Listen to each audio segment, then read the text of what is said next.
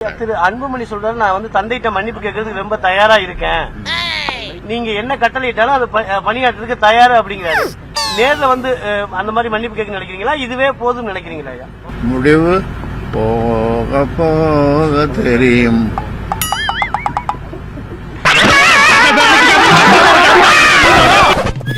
பஞ்சாயத்தடா முடிச்சு பாரு, நமக்காக அம்பட்டு போலும் பிள்ளை குட்டியோட வெயில்ல காத்து கிடக்குறாங்களே. தலைவரை நான் வச்சுக்கிறேன் கொஞ்ச நாளைக்கு இல்ல, உயிருள்ள வரை இப்படியே பேசு, உன்னை கழுத்தை நெரிச்சு கொண்டுடுறேன். என் மூச்சு காற்று இருக்கும் வரை நான் தலைவராக இருப்பேன். தந்தைய தினத்துக்கு உங்களுக்கு வாழ்த்து தெரிவிச்சு, ஐயா 100 வருஷம் நல்லா இருக்கணும்னு சொல்லி, நான் என்ன தப்பு பண்ணேன், எதா இருந்தாலும் என்ன மன்னிச்சிருங்க, உங்களுடைய மகனா கட்சியின் தலைவரா அந்த பணிகளை செஞ்சு முடிக்கிறேங்கிறாரு. தலைவர் பதவி கேட்கக்கூடாது, நான் தான் தலைவர். அடக்கமா இருங்கல்ல, என்ன நினைச்சிட்டு இருக்கீங்க?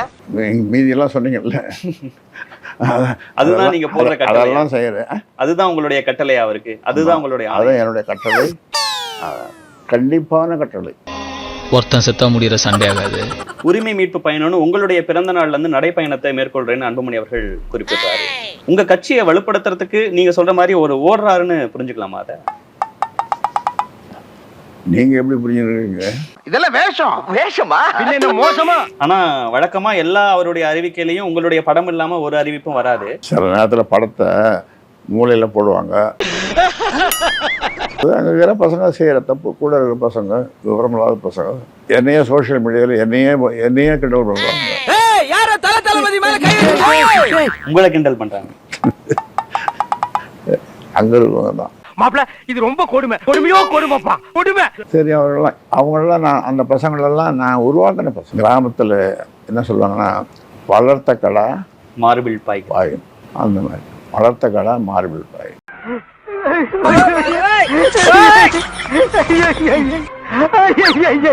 இல்ல தலைவர் தான் வேணும்னு அவர் விடாப்படியா நின்னா என்ன முடிவுங்க? அது நிக்க கூடாதுன்னு உங்களை மாதிரி ஆளுங்கெல்லாம் சொல்லணும். நீ மாட்டிட்டு செத்தா நாங்க ஏன் பதட்டப்படணும், பரபரப்படையணும்? தந்தை சொல் மிக்க மந்திரம் இல்லை, அதை சொல்லணும்.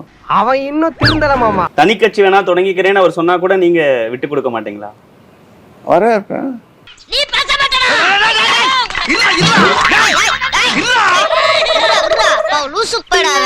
இல்ல உங்க உடல் நலன் சார்ந்தும் உங்களுடைய மகன் அன்புமணி அவர்கள் அவர் நல்லா இருக்கணும், ரெஸ்ட் எடுக்கட்டும். ஐயா 10 வருஷம் முன்னாடி ஒரு சர்ஜரி பண்ணியிருக்கீங்க. நீங்க எவ்வளவு நேரம் நீச்சல் அடிச்சேன்? 45 நிமிஷம் நீச்சல் குளத்தை பாக்குறீங்களா? நாளைக்கு கூட வந்து பாருங்க. நீ அம்மனை கட்டி அண்ணன் யாரா பாக்குறது? நீ என்ன மண்மல குஞ்சா மண்டையில மூளையில? நீங்க என் கூட அடிக்கிறது இருந்தாலும் அடிங்க. ஐயோ, ஜெயிக்க முடியாதுங்க. செல்லத்துக்கு வெக்கத்தை பாத்தியா? பார் அத பாக்க முடியாம திரும்பி உட்கார்ந்துட்டு ஜெயிக்க முடியாதா? உங்களை ஜெயிக்க முடியாது. அது மாதிரி தொட்டு பாருங்க. ஆம்ஸ் பாத்தியா? ஐயா வலுவா இருக்கு. பாறை முழுங்கிருக்கமுல்ல. அதாவது வயசுன்றது ஒரு நம்பர் தான். ஆல்ரெடி நீ டூ லேட், கிளம்பு. உன் டேட்டா பத்தி எனக்கு தெரியும், கிளம்புடா. இந்த மாதிரி நேரத்துல நீ எல்லாம் அனுசரணை எடுத்துக்கணும். நீயே புறப்பட்டு சுடுகாட்டுக்கு வந்து என்ன ஏதாவது பண்ணுங்கன்னு சொல்லணும். பாமக இருக்கக்கூடிய அணில நான் என்னுடைய கட்சி வந்து கூட்டணியிலேயே அங்கம் வைக்காதுன்னு சொல்லக்கூடிய திருமாவளவன் அவர்கள், என்னதான் வந்து முரண்கள் இருந்தாலும் கூட மருத்துவர் அன்புமணி ராமதாஸ் தந்தை என்கிற முறையிலும் மூத்தவர் என்கிற முறையிலும் நீண்ட நெடிய அனுபவம் பெற்ற ஒரு தலைவர் என்கிற முறையிலும் அவருடைய சொல்லுக்கு கட்டுப்பட்டு கட்சியை நிர்வகிப்பது அப்படிங்கிறது தான் ஒரு பொதுவான எதிர்பார்ப்பு. அவர் பேச்சை கேட்டு நடந்துக்கணும்னு சொல்ற அந்த கருத்தை எப்படி பார்க்குறீங்க? திருமாவளவனோட எப்பொழுதும் நான் பாசமா இருப்பேன், என்னைக்கும் பாசமா இருப்பேன், என்றைக்கும் பாசமா இருப்பேன். ஐயா விடுங்க, அவங்க ஃபீலிங் எனக்கு தெரியுது. சின்ன பிள்ளை மாதிரி அழுதுகிட்டு. அதாவது பிராமணர் அல்லாதார் இயக்கம் கண்ட பெரியாருக்கு சிலை வைத்திருக்கிற மருத்துவர் தலித் அல்லாதார் இயக்கத்தை உருவாக்கக்கூடிய அளவுக்கு போயிருக்காரு. தலித் அல்லாதார் இயக்கம் உருவாக்கலாமா? தலித்துகளிலிருந்து ஒடுக்கப்பட்டவர்கள் இல்லையா? விளிம்பு நிலை மக்கள் இல்லையா? அந்த மக்களை அரவணைக்க வேண்டிய பொறுப்பு உங்களுக்கு இருக்கா இல்லையா? அந்த மக்களை மேம்படுத்த வேண்டிய பொறுப்பு உங்களுக்கு இருக்கா இல்லையா? நீங்க பெரியாரிஸ்ட் தானே, நீங்க மார்க்சிஸ்ட் தானே, நீங்க அம்பேத்கரிஸ்ட் தானே. அப்ப எங்க அந்த இடத்துல ஏன் அந்த மாதிரி பப்ளிக் பிளேஸ் அசிங்கப்படுத்த கூடாது? அன்னைக்கு ஏதோ ஒரு ஃபைனான்சியல் ப்ராப்ளம் அந்த மாதிரி ஆயிப்போச்சு. திருமாவளவன் அவர்கள் அந்த சொன்ன கருத்தை எப்படி பாக்குறீங்க? நீங்க கலங்க கூடாது, அன்புமணி அவர்கள் நீங்க சொல்ற பேச்சை கேட்கணும்னு நான் நினைக்கிறேன் அப்படின்னு சொல்றாரு. அவருக்கு இந்த நேரத்தில் நான் நன்றி சொல்லுகிறேன். நன்றி சொல்றது மட்டும் இல்லை, எனக்கு பெரிய மகிழ்ச்சியாக இருந்தது அந்த வார்த்தைகள். பொங்கல் பொங்கல் நிறைய சாப்பிட்டாங்க, உணர்ச்சி. ஓஹோ. கலைஞர் அவர்களுக்கு ஸ்டாலின் அவர்கள் எப்படி இருந்தாரோ அப்படி உங்களுக்கு அன்புமணி அவர்கள் இல்லைன்னு நினைக்கிறீங்களா? நீங்க தலைவர், அந்த கட்சி சார்ந்த விஷயங்கள்ல. இப்போ அவர் தான் செயல் தலைவர்னு சொல்கிறான், அந்த வாடாங்கிறாரு. தலைவர் பொறுப்பு தான் வேணும்னு. சரி, அப்போ தான் ஆசைப்படுற தலைவராக இருக்கணும்னு விட்டு கொடுத்துட்டு போக வேண்டியதானே. என்ன வச்சுக்க கூத்தாடுவேன் தெரியுமா? திமுக என்றாலே அது சூழ்ச்சி தான். சூழ்ச்சியான ஒரு கட்சி, அது சூழ்ச்சியான ஒரு இயக்கம். அது ஐயா, இந்த இப்ப தலைவருக்கு, நிறுவனருக்கும் தலைவருக்கும் உள்ள பிரச்சனை திமுக தலையிடுதுன்னு சொல்லி திரு அன்புமணி விமர்சனம் பண்றாரு. திமுக இதுல தலையிடுதா? அப்பட்டமான பொய், கடைஞ்செடுத்த பொய், அப்பட்டமான பொய். போதுமா? பெத்த அப்பனே சொல்லிட்டான். டவுட் கிளியர் ஆயிடுச்சுல, கிளம்புடா. இந்த வன்னியர் சமுதாயத்தில் தான் திமுக வளர்ந்தது, வளர்ந்து கொண்டிருக்கிறது, இன்றைக்கு ஆட்சியில் இருக்கிறது. அது சரி. ஆனா இந்த சமுதாயத்திற்கும் ஒரு துரும்ப கூட கிள்ளி போடல. என்கிட்ட ஒண்ணுமே இல்லையடா. சமுதாயத்தின் எதிரி திமுக. பிஞ்சு ஒரு வாரம் ஆச்சு. இதுக்கு பிச்சை எடுக்கலாம். சமூக நீதினா பேசுவதற்கு கூட துப்பில்லாத திமுக. யாரு எதை பேசுறதுன்னே நாட்டுல விவசாயம் இல்லாம போச்சுடா. பேச கூட கூடாது திமுக. அதை பத்தி, சமூக நீதி பத்தி பேசக்கூட கூடாது. துப்பு கிடையாது உங்களுக்கு பேசுறது.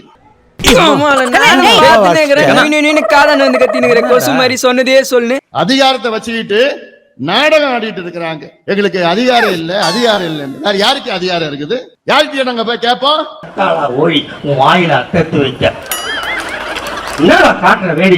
முதலமைச்சருக்கு தான் கேட்போம்.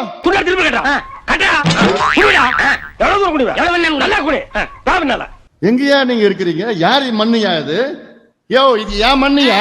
இது மண்ணுடா, இது ஒரு மண்டடா, மண்டா. என் பாட்டம் பூட்ட ஆண்ட மண்ணியா இது? நாங்க இருக்கிற மண்ணியா? நமக்குன்னு ஒரு கௌரவம் இருக்குல்ல. எங்க இருக்குது? நீங்க தான்டா சொல்லிட்டே தெரியுங்க. என் பாட்டம் பூட்டம் தான் இந்த கோவில்ல ராஜகோபுரத்துல கட்டினது.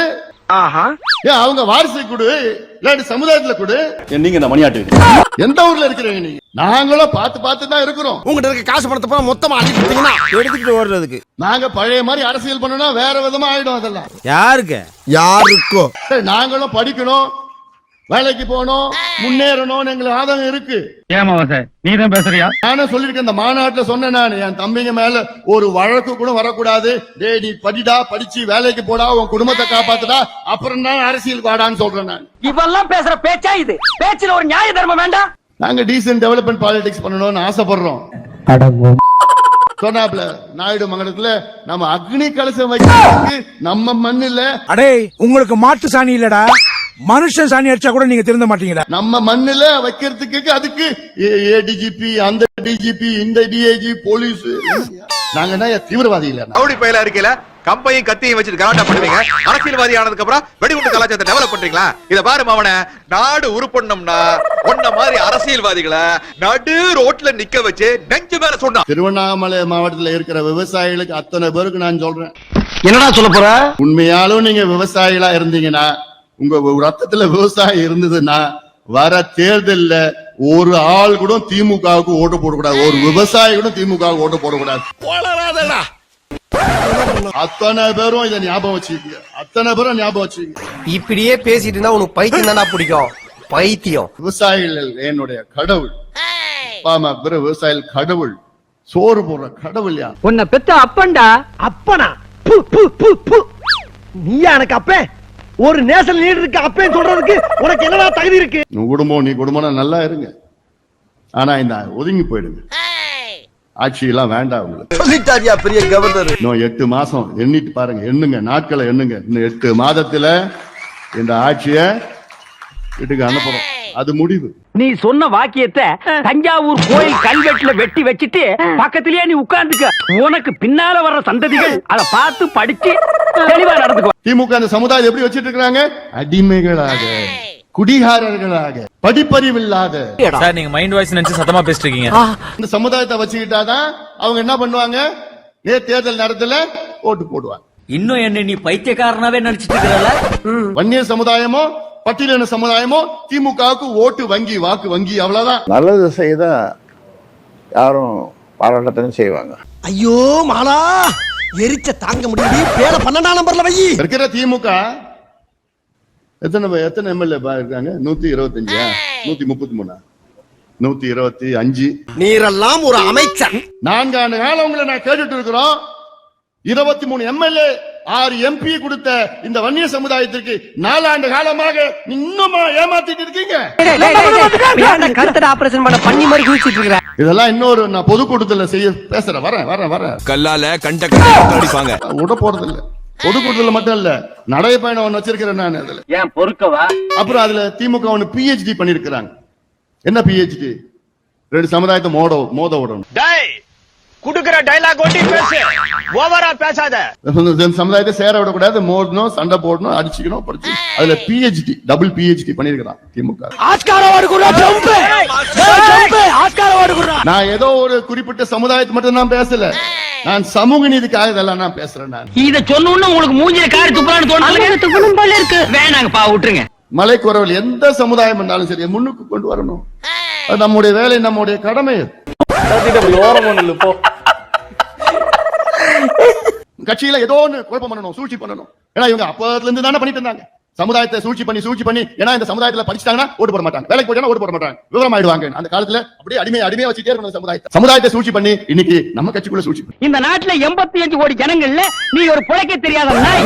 உங்களுக்கு அன்புமணி ராமதாஸ் அவர்கள் தலைவரா 3 வருஷம் இருந்தாரு. அவருடைய செயல்பாடுகள் எல்லாத்தையும் பார்த்ததற்கு பிறகு உங்களுக்கு அவர் மேல இருக்கக்கூடிய லீடர்ஷிப் குவாலிட்டிஸ்க்கு நீங்க போடுற ரேட்டிங் என்ன சார்? ஒரு 5 விழுக்காடு இல்லை 10 விழுக்காடு போடலாம். விழுக்காடுனா 100க்கா? 100. நாம் உரிமைகளை பெற வேண்டும் என்றால் களத்தில் இறங்குங்கள், தெருவில் இறங்குங்கள், புரட்சி வெடிக்கட்டும், தமிழ்நாட்டில் புரட்சி வெடிக்கட்டும். இந்த ஆட்சியை நாம் அகற்றுவோம், கொடுங்கோல் ஆட்சியை அகற்றுவோம், மக்கள் விரோத ஆட்சியை அகற்றுவோம், ஊழல் ஆட்சியை அகற்றுவோம்.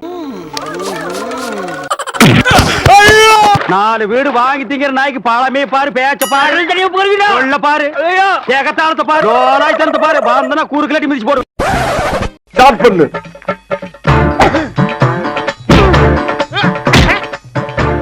இங்கிட்டு வா. அப்படியா? படைக்கல மண்டல மட்டும் அடிச்சிடாத, குலக்கேசல் உள்ள போயிருவேன். சரியா?